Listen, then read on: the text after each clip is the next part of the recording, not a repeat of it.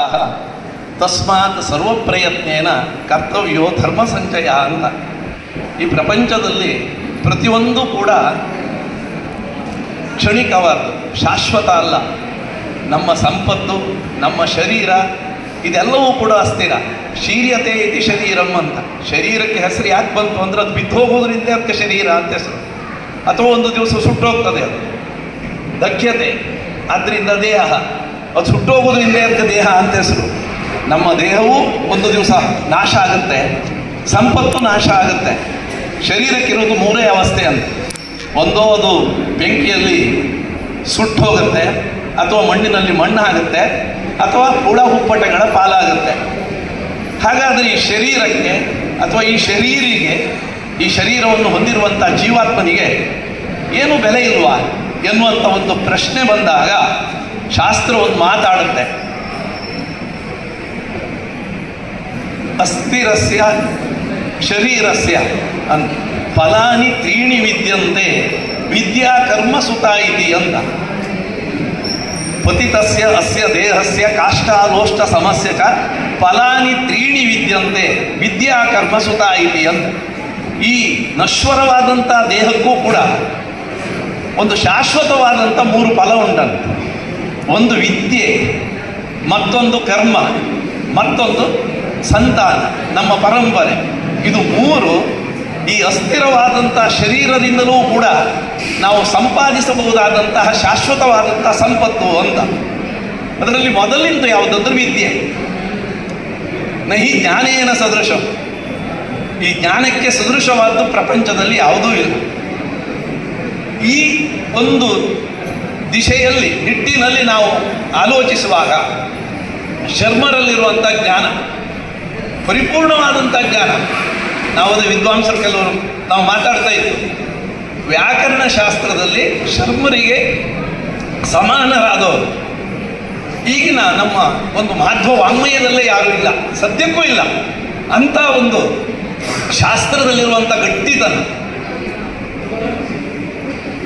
ಈ ಯತಿಗಳು ಕೂಡ ಅನೇಕ ವಿದ್ವಾಂಸರಿಗೆ ಶಿಷ್ಯರಾದ್ದುಂಟು. ಆದರೆ ಶರ್ಮರಿಗೆ ಇರುವಷ್ಟು ಯತಿಗಳ ಒಂದು ಯತಿ ಶಿಷ್ಯರು ಬೇರೆ ಯಾವ ವಿದ್ವಾಂಸರಿಗೂ ಇಲ್ಲ.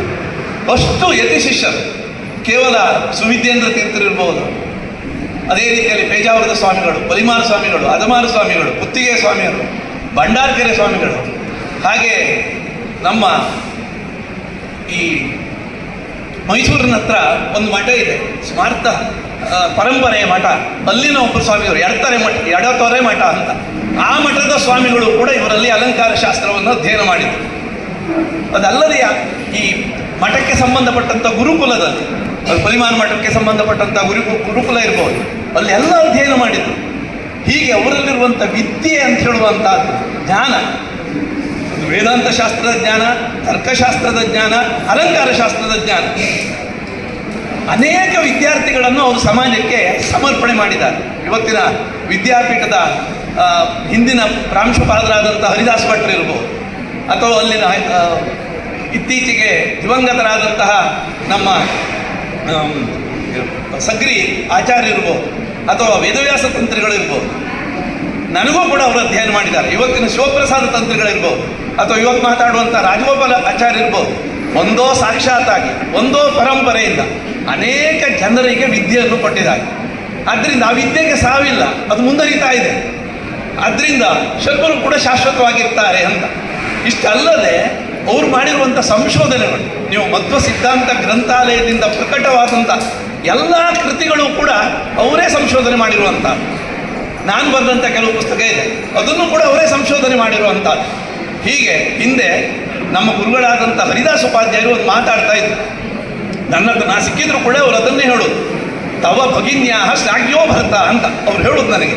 ಅಂದರೆ ನಿಮ್ಮ ತಂದೆ ಏನು ತುಂಬ ಒಳ್ಳೆ ಕೆಲಸ ಮಾಡಿರ್ಬೋದು, ನಂಗೆ ಗೊತ್ತಿಲ್ಲ, ಆದರೂ ಒಂದು ಒಳ್ಳೆ ಕೆಲಸ ಮಾಡಿದ್ದಾರೆ, ನಮ್ಮ ಶರ್ಮರಿಗೆ ಹೇಳ್ಕೊಟ್ಟದ್ದು ಅಂತ ಹೇಳೋದು ಅವರು.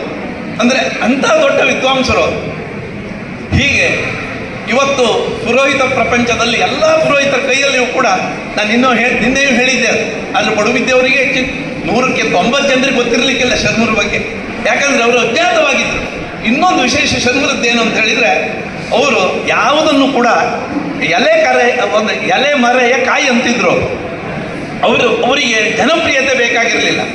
ಮತ್ತೆ ವಾಸ್ತವವಾಗಿ ಅವರ ಸಮೀಪದಿಂದ ಗೊತ್ತಿದ್ದವರಿಗೆಲ್ಲ ಗೊತ್ತಿರುವಂಥ ವಿಚಾರ ಸ್ವಲ್ಪ ಕಟುವಾದೆ, ಒಂದು ಕಠೋರತನ ಸ್ವಲ್ಪ, ಅದೇ ರೀತಿಯಲ್ಲಿ ಈ ನಿರಪೇಕ್ಷತೆ, ನಿಸ್ಪೃಹತೆ, ಯಾವುದು ಬೇಡ, ಜನಪ್ರಿಯತೆ ಬೇಡ, ಯಾವುದು ಬೇಡ.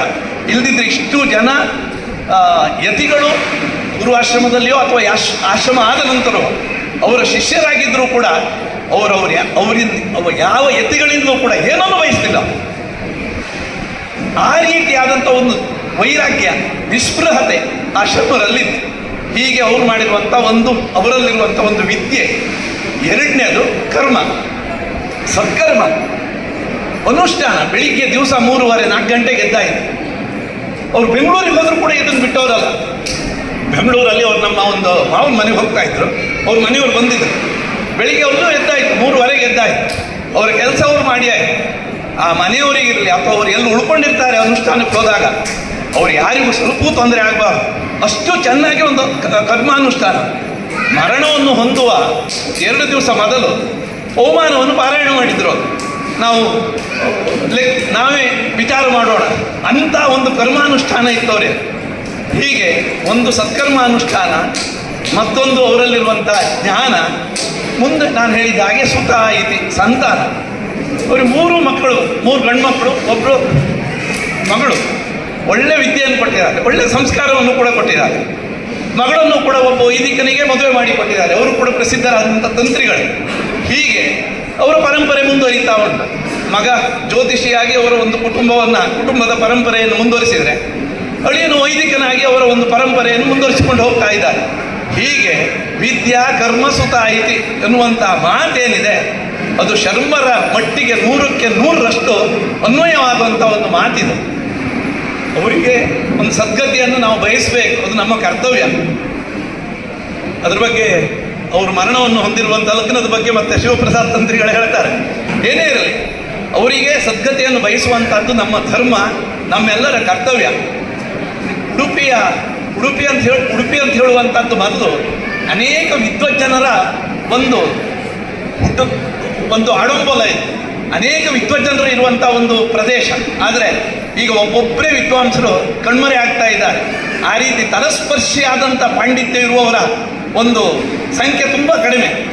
ಅಂಥವರಲ್ಲಿ, ಅದರಲ್ಲೂ ಸಂಸ್ಕೃತದ ವ್ಯಾಕರಣಶಾಸ್ತ್ರ, ಎಲ್ಲ ವ್ಯಾಕರಣದ ಬಗ್ಗೆ ಸಂಶಯ ಬಂದರೆ ಅವರನ್ನೇ ಕೇಳುವಂಥ ಅಂಥ